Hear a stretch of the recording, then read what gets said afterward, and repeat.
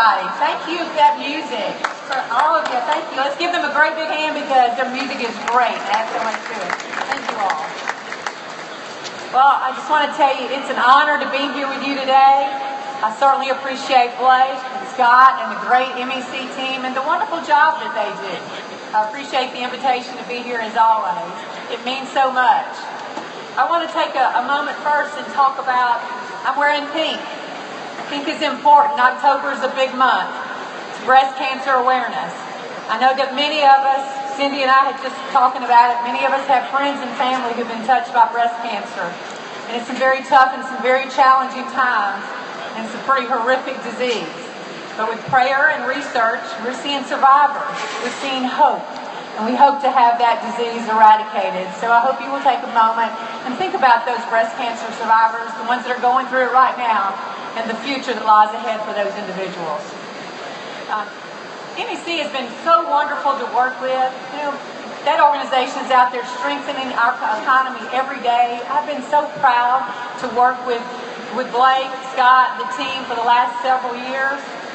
Then I want to talk further about our economy. You know, we've done a lot of hard work here in the state of Mississippi. You know, we've worked on creating jobs, worked on strengthening our economy. But I'm here to tell you folks, there are turbulent times in our country. We have some very tough issues that we're facing every day in our country. You know, people are frustrated with Washington, D.C. and that political governance, or lack thereof. You know, if you think about it, we're so frustrated because they've been charged to go up there and govern on our behalf. And what are we hearing? The same old story. They're not governing responsibly, but they're continuing to talk about more debt, more spending, and absolutely no solutions. That is frustrating for us. But I'm here to tell you there's a stark contrast between Washington, D.C. and the state of Mississippi. Where you're getting no results in D.C., you're getting great positive results right here in the state of Mississippi. And as your treasurer, I'm proud to talk about the accomplishments that we've had in the last 4 years in my office. I have a fantastic team, and we've worked very hard to deliver results to all Mississippians. You know, we've saved the taxpayers, every one of us in this room, over $69 million. And that's just been by managing proactively our state debt. That's a tremendous number that the legislature now doesn't have to appropriate. We've also returned over $41 million to the rightful owners of unclaimed property. And we'll continue to do that because it belongs to you and it's a driver of our economy. We've implemented reforms to the impact program, and that's important because that program needs to be cost neutral to the taxpayers, and it needs to be sound, physically and financially sound. And so we put in those reforms and those regulations. But here's what else we've done. We've expanded our college savings programs, our 529 plans. And a lot of that's been done because we have worked with many businesses, many of you here today, about payroll deduction to provide that alternative for people to save for college for their children and for their grandchildren. You know, did you know that middle-class Americans, the largest savings tool that they have to save for college are the college 529 plans. That makes it even more critical that we have those plans available for you to save, and certainly through payroll deduction if you choose to with your members of your teams.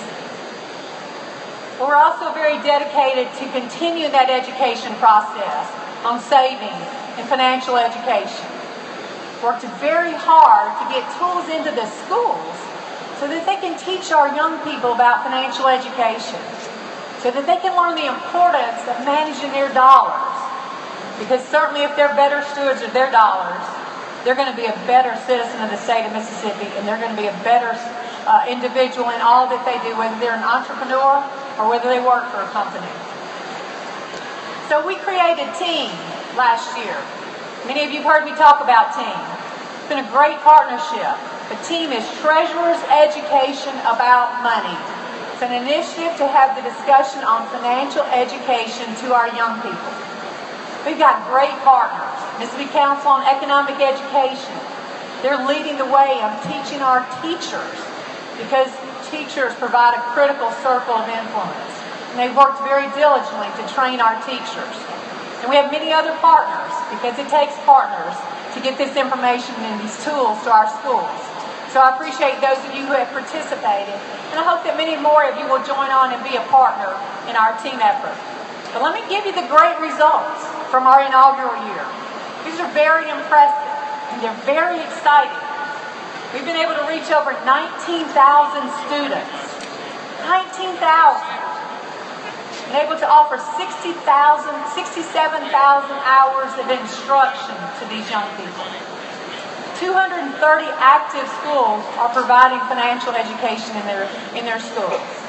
And over 500 teachers have been trained by Mississippi Council on Economic Education. I'm here to tell you those are remarkable numbers.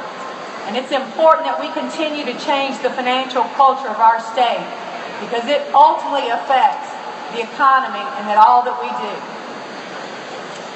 You know, I'm in public service to move Mississippi forward. My heart calls me to do this. I believe in what I'm doing, and I feel very blessed and very humbled to serve in this position.